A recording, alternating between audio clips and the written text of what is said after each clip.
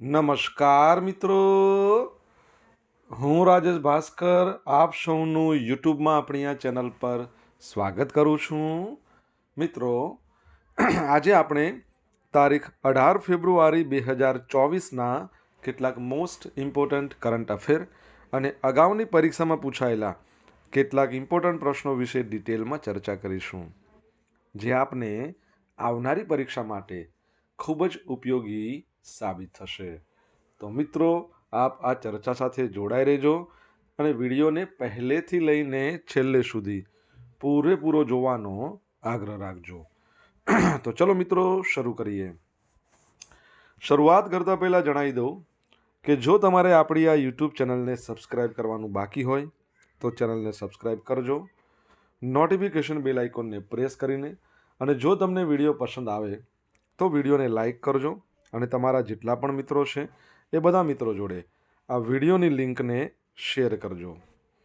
તો શરૂઆત કરીએ આજના આપણા સેશનની. સૌ પ્રથમ જોઈશું અગાઉની પરીક્ષામાં પૂછાયેલા બંધારણના પ્રશ્નો, જેના જવાબો તમારે મને કમેન્ટમાં લખીને જણાવવાના છે. વિડીયોના લાસ્ટમાં જ્યારે હું તમને આ દરેક પ્રશ્નના જવાબ જણાવું ત્યારે તમારે ચેક કરવાનું કે તમે આપેલા પ્રશ્નોના જવાબમાંથી કેટલા પ્રશ્નોના જવાબ સાચા છે.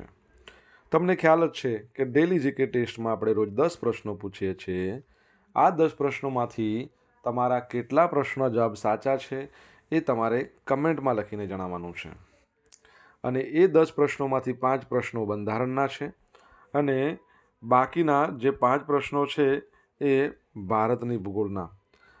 બરાબર છે? તો તમે તમારા આન્સર આપો નીચે કમેન્ટ બોક્સમાં, અને હું આજના કરંટ અફેરનો પ્રથમ પ્રશ્ન છે એની શરૂઆત કરું છું. આજનો પ્રથમ પ્રશ્ન છે કે તાજેતરમાં ગુજરાતના કયા શહેરની પોલીસે દેશનું સૌપ્રથમ ચેટબોટ બનાવ્યું છે? તો જવાબ આવશે સુરતે. સુરત પોલીસ છે એણે ભારતની અંદર સૌપ્રથમ ચેટબોટ બનાવવાવાળી પોલીસ બની ગઈ છે. જોઈ લઈએ આપણે એના વિશે શું છે. તો સુરત શહેર પોલીસે સાયબર સેફ સુરત આ નામનું દેશનું સૌપ્રથમ ચેટબોટ બનાવ્યું છે. આર્ટિફિશિયલ ઇન્ટેલિજન્સ આધારિત આ ચેટબોટ લોકોને સાયબર ક્રાઇમથી સુરક્ષા આપતો સુરત સાયબર મિત્ર છે. અને આ ચેટબોટ વોટ્સઅપ નંબર 9328523417માં હાઈ મોકલવાથી સાયબર ફ્રોડની દરેક માહિતી મળશે. સાવચેતી એ જ સાવધાની એમ જણાવતા જે સુરત સાયબર ક્રાઇમના એસીપી છે એપી ગોહિલ, એમણે શહેરીજનોને સાયબર ક્રાઇમ વિશે સચેત રહેવા માટે લોકોને ચેટબોટની માહિતી આપી હતી. એમણે એ પણ જણાવ્યું કે માનવરહિત ચેટબોટની મદદથી સુરતના નાગરિકોને 24 કલાક સાયબર સુરક્ષાને લગતી દરેક માહિતી ઉપલબ્ધ થશે.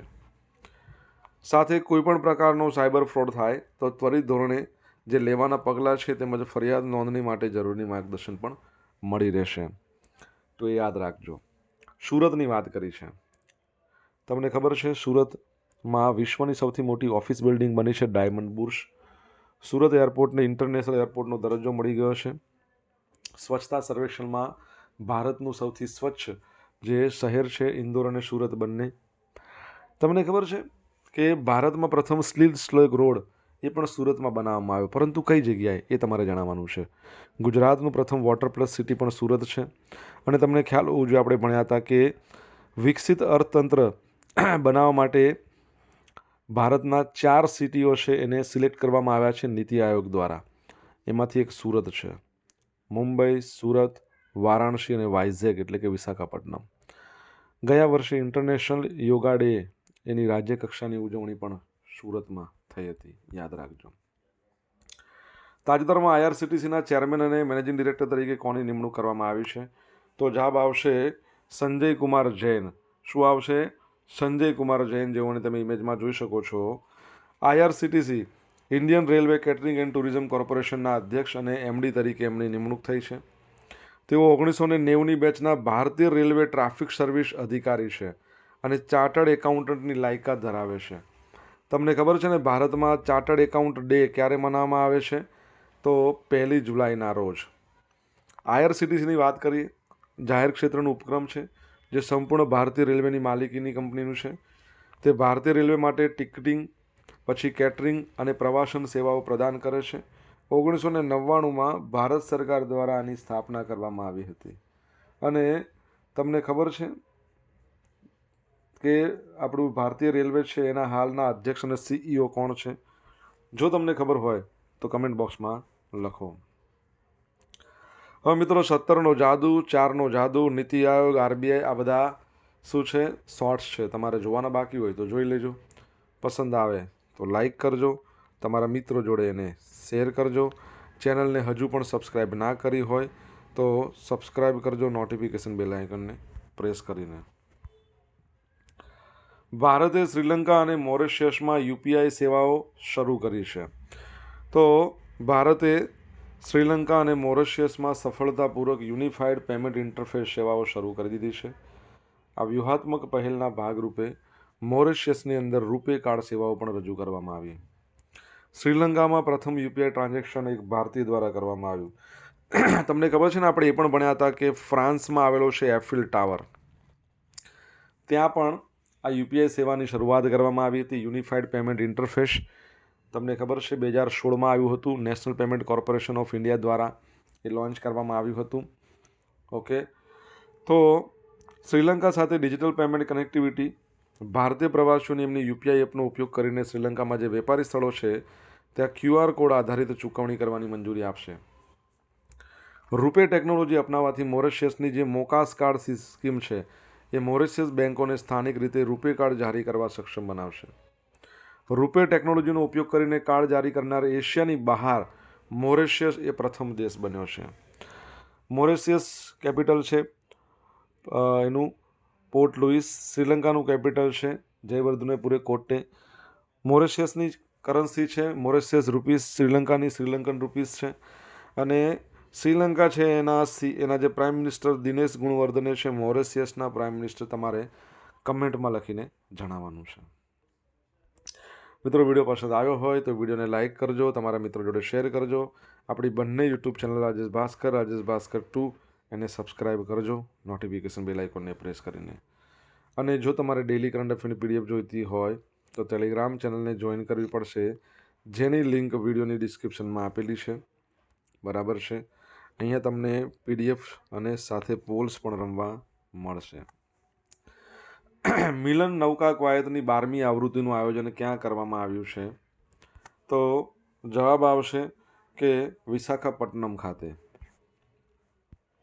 તો મિલન નૌકા કવાયતની 12મી આવૃત્તિ 19થી 27 ફેબ્રુઆરી દરમિયાન વિશાખાપટ્ટનમ આંધ્રપ્રદેશની જે વહીવટી રાજધાની છે ત્યાં કરવામાં આવશે, જેમાં 50થી વધુ દેશોના નૌકાદળોના નોંધપાત્ર મેળાવડાને ચિહ્નિત કરવામાં આવશે. આ વર્ષની થીમ સુરક્ષિત મેરીટાઈમ ફ્યુચર માટે નૌકા જોડાણનું નિર્માણ છે. મિલન એક્સરસાઇઝ એ દ્વિવાર્ષિક ઇવેન્ટ છે, દર 2 વર્ષે યોજાય છે. 1995થી એની શરૂઆત થઈ છે અને શરૂઆતથી જ કદ અને મહત્ત્વમાં તે વધારો થયો છે, જે વિશ્વભરના નૌકાદળ માટે જે વિચારોનું આદાન પ્રદાન કરવા, ભાગીદારીને પ્રોત્સાહન આપવા માટે મુખ્ય મંચ બની ગયું છે. આ આવૃત્તિમાં 50થી વધુ દેશોની સહભાગિતા, આંતરરાષ્ટ્રીય સમુદાય દ્વારા દરિયાઈ સુરક્ષા મહત્ત્વના માન્યતા અને તેની સુરક્ષા માટે સહિયારી જવાબદારીને પ્રકાશિત કરે છે.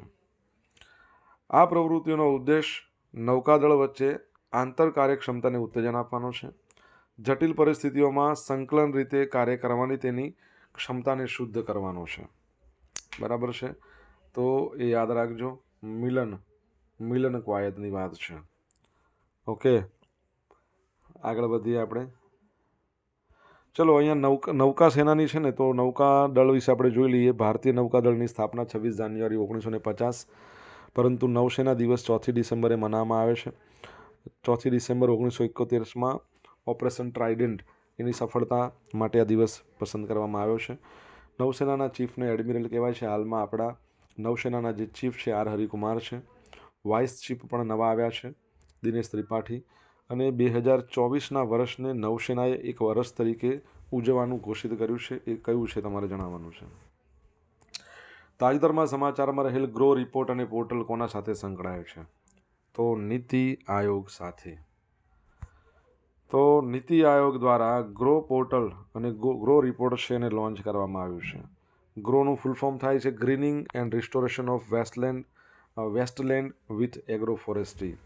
અને જે પોર્ટલ છે એ પોર્ટલમાં સ્યુટેબિલિટી મેપિંગ કરીને એડ કરેલું છે. હવે નીતિ આયોગની આગેવાની હેઠળનો આ પ્રોજેક્ટ છે તે ભુવન વેબસાઇટ પર હોસ્ટ કરવામાં આવશે. ભારતના તમામ જિલ્લાઓમાં કૃષિ વનીકરણની સંભવિતતા છે એનું મૂલ્યાંકન કરવા માટે રિમોટ સેન્સિંગ અને જીઆઈએસ ટેકનોલોજીનો ઉપયોગ કરશે. આ ઉપરાંત થીમેટિક ડેટા સેટ્સ છે એનો ઉપયોગ કરશે અને રાષ્ટ્રીય સ્તરની પહેલોને પ્રાધાન્ય આપવા માટે એગ્રો ફોરેસ્ટ્રી સ્યુટેબિલિટી ઇન્ડેક્સ છે એ વિકસાવવામાં આવ્યો છે. આ પોર્ટલ રાજ્ય અને જિલ્લા સ્તરના ડેટાને એક્સેસ કરવા માટેનું પ્લેટફોર્મ પૂરું પાડે છે. વર્તમાન અહેવાલ મુજબ કૃષિ વનીકરણ ભારતના કુલ ભૌગોલિક વિસ્તારના 8.65% જેટલો વિસ્તાર આવરી લે છે, જે આશરે 28.42 મિલિયન હેક્ટર છે. આ અહેવાલ એગ્રો ફોરેસ્ટ્રી માટે ઓછા ઉપયોગમાં લેવાતા વિસ્તારો, ખાસ કરીને પડતર જમીનનો ઉપયોગ એ કરવાના સંભવિત ફાયદાઓને પ્રકાશિત કરે છે. નીતિ આયોગની આપણે વાત કરી, તમને ખબર છે નીતિ આયોગ છે પહેલાં આયોજન પંચ તરીકે ઓળખાતું હતું. 1 જાન્યુઆરી 2015 નીતિ આયોગની સ્થાપના થઈ. એના અધ્યક્ષ હંમેશા વડાપ્રધાન હોય, હાલમાં શ્રી નરેન્દ્ર મોદી છે. એના ઉપાધ્યક્ષ છે ડૉક્ટર સુમન કે બેરી અને CEO તમારે કહેવાના છે કમેન્ટ બોક્સમાં લખીને. દહેરાદૂનમાં આપણા દેશના પ્રથમ CDS સ્વર્ગસ્થ જનરલ બિપિન રાવતની પ્રતિમાનું લોકાર્પણ કરવામાં આવ્યું છે. આપણા સંરક્ષણ મંત્રી છે શ્રી રાજનાથસિંહ, એમણે દહેરાદૂનમાં ટોન્સ બ્રિજ સ્કૂલ છે ત્યાં આ પ્રતિમાનું લોકાર્પણ કર્યું. શાળા પરિસરમાં પ્રતિમા સ્થાપિત કરવા બદલ રાજનાથસિંહે જણાવ્યું કે એનો હેતુ એવો છે કે બાળકોને સશસ્ત્ર દળોની બહાદુરી વિશે શિક્ષિત કરવાનું અને તેમનામાં દેશભક્તિ અને સમર્પણ જગાડવાનું છે. ચીફ ઓફ ડિફેન્સ સ્ટાફ એ ભારતની 3 જે સંરક્ષણ સેવાઓ છે એમની કામગીરીની દેખરેખ અને સંકલન માટે જવાબદાર એક વરિષ્ઠ લશ્કરી પદ છે. ભારતની 3 સેનાના કર્મચારીઓને એકીકૃત કરવા માટે CDS છે એ સૌથી મહત્વપૂર્ણ પોસ્ટ છે. ચલો તમારા માટે પ્રશ્ન, આ પ્રથમ CDS હતા તો સેકન્ડ નંબરના હાલના CDS આપણા કોણ છે કમેન્ટમાં લખો. જનરલ બિપિન રાવતના નામ ઉપર આપણા રાજકોટની અંદર લક્ષ્મીનગર વિસ્તારમાં એક અંડરબ્રિજનું નામ રાખવામાં આવ્યું છે. ઉત્તર પ્રદેશમાં મેનપુરી સૈનિક શાળાનું નામ પણ એમના નામ પર રાખવામાં આવ્યું છે. અરુણાચલ પ્રદેશમાં કિબીથી ચોકી છે એનું નામ પણ બદલીને આમના નામ પર રાખવામાં આવ્યું છે. સોશિયલ મીડિયાના માધ્યમથી મિત્રો તમે મારી જોડે કનેક્ટ રહી શકો છો. મારું ઇન્સ્ટા ID rajesh.i.bhaskar છે. મારું ફેસબુક ID છે RI ભાસ્કર અને મારું ટેલિગ્રામ ID છે, એટલે કે ટેલિગ્રામ ચેનલ છે આપણેનું નામ પણ રાજેશ ભાસ્કર છે. ટેલિગ્રામ ચેનલ પર ડેઇલી કરંટ અફેરની PDF તમને મળશે, સાથે પોલ્સ પણ મળશે અને બીજી પણ અગત્યની માહિતી હું જે અવારનવાર શેર કરતો હોય છે એ પણ મળશે. જો તમને ભણવાની મજા આવી હોય તો વિડીયોને મિત્રો એક લાઇક કરી દેજો. તમારા મિત્રો જોડે આ વિડીયોની લિંક છે એને શેર કરજો. અને જો હજુ સુધી આપણી ચેનલને સબસ્ક્રાઈબ નથી કરી તો ફટાફટ સબસ્ક્રાઈબ કરજો, નોટિફિકેશન બેલ આઇકોનને પ્રેસ કરીને.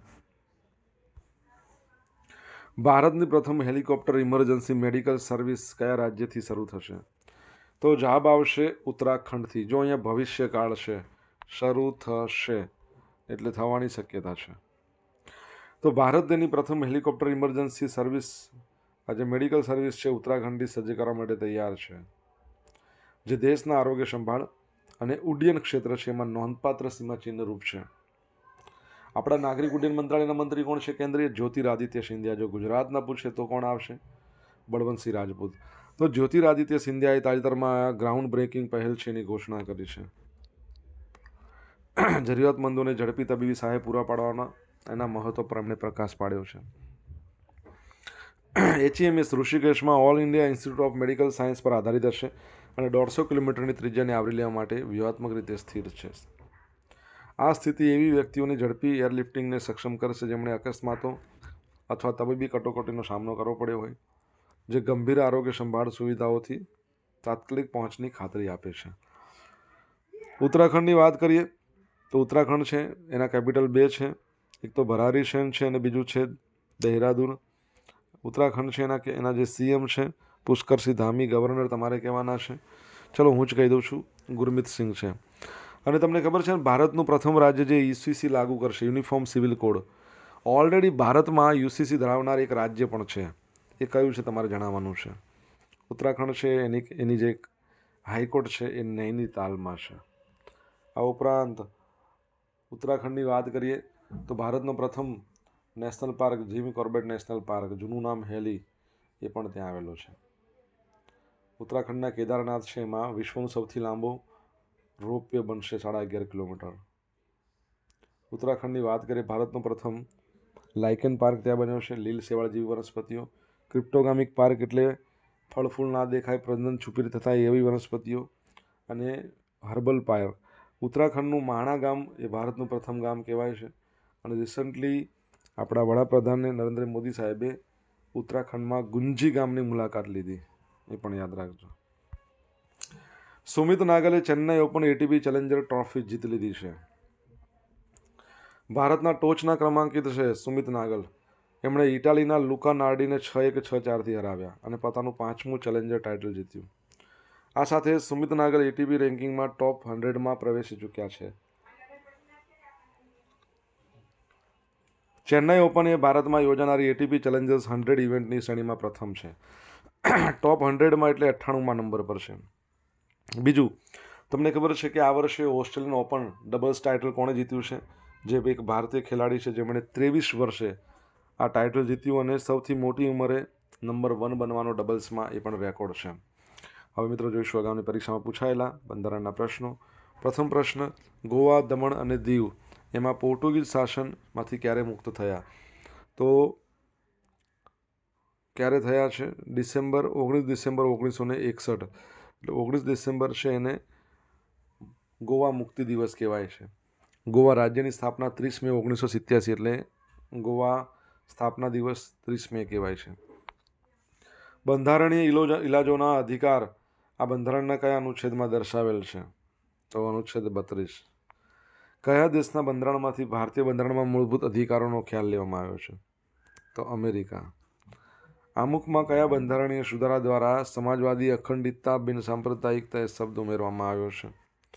તો તમને બધાને ખબર જ હશે કે કયો સુધારો હતો? 42મો બંધારણ સુધારો આવ્યો હતો ક્યારે? 1976માં. બરાબર છે. 42મો બંધારણ સુધારો, આ યાદ રાખજો. ભારતીય બંધારણમાં રાજનીતિના માર્ગદર્શક સિદ્ધાંતો કયા દેશના બંધારણથી પ્રેરિત છે? આયર્લેન્ડ.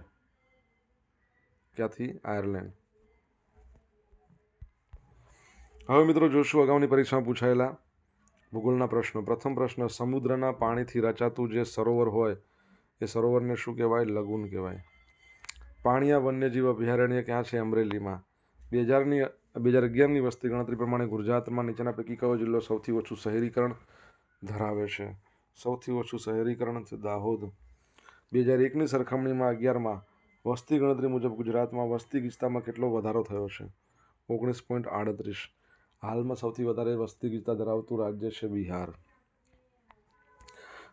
દેશમાં કોલસાથી વીજળીનું ઉત્પાદન કરતા 5 સૌથી મોટા એકમો પૈકી 2 એકમો ગુજરાતમાં આવેલ છે. તો તે એકમો કયા સ્થળે આવેલા છે?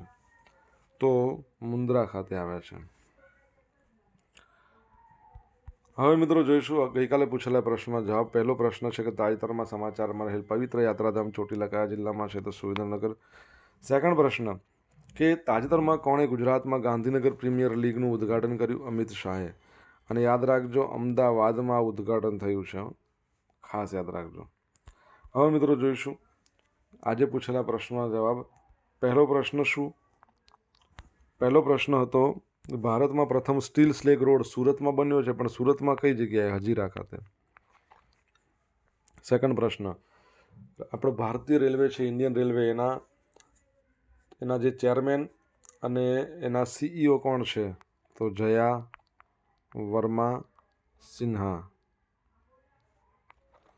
ત્રીજો પ્રશ્ન, મોરેશિયસના પ્રાઇમ મિનિસ્ટરનું નામ શું છે? તો પ્રવિંદ જુગન્નાથ. ચોથો પ્રશ્ન છે કે ઇન્ડિયન નેવી એટલે ભારતીય નૌકાદળ છે એને 2024નું વર્ષ નૌસેના નાગરિકો માટેનું વર્ષ ઘોષિત કર્યું. પાંચમો પ્રશ્ન, નીતિ આયોગના CEO કોણ છે? Doctor BVR Subrahmanyam. છઠ્ઠો પ્રશ્ન, ભારતના હાલના CDS જે સેકન્ડ નંબરના CDS છે એમનું નામ શું છે? જનરલ અનિલ ચૌહાણ. શું નામ છે? જનરલ અનિલ ચૌહાણ. 7મા નંબરનો પ્રશ્ન એવો છે કે ભારતમાં એકમાત્ર રાજ્ય કહી શકો જે પોર્ટુગીઝના સમયથી યુનિફોર્મ સિવિલ કોડ ધરાવે છે, ગોવા છે. અને યુનિફોર્મ સિવિલ કોડ છે એના માટે અનુચ્છેદ કયો આવે? 44 નંબરનો. 8મો પ્રશ્ન, ઓસ્ટ્રેલિયન ઓપન 2024 જીતનાર કોણ? રોહન બોપન્ના. 43 વર્ષના થયા છતાં પણ એમણે ટાઇટલ જીતીને લાવ્યા અને નંબર 1 બન્યા છે ડબલ્સમાં. હવે મિત્રો જોશું ગઈકાલના કરંટ અફેરમાંથી પૂછેલા કેટલાક ઇમ્પોર્ટન્ટ પ્રશ્નો જેના જવાબો તમારે મને કમેન્ટમાં લખીને જણાવવાના છે. પ્રથમ પ્રશ્ન, ગુજરાતમાં કયા સ્થળે નૃત્ય કલા પર્વ જેનું નામ છે વસંતોત્સવનો શુભારંભ થયો? સેકન્ડ પ્રશ્ન, તાજેતરમાં સમાચારમાં રહેલ ડ્રીમ ઓફ ધ ડેઝર્ટ આ ટ્રેન કયા દેશની લક્ઝરી ટ્રેન હશે? જો જવાબ આવડે તો તમે કમેન્ટ બોક્સમાં લખીને જણાવી શકો છો. તો મિત્રો આ હતા આજના દિવસના કેટલાક મોસ્ટ ઇમ્પોર્ટન્ટ કરંટ અફેર અને અગાઉની પરીક્ષામાં પૂછાયેલા કેટલાક ઇમ્પોર્ટન્ટ પ્રશ્નોના જવાબોની સાથે. આશા રાખું છું બધાને ભણવાની મજા આવી હશે. ભણવાની મજા આવી હોય તો વિડીયોને લાઇક અને શેર કરજો.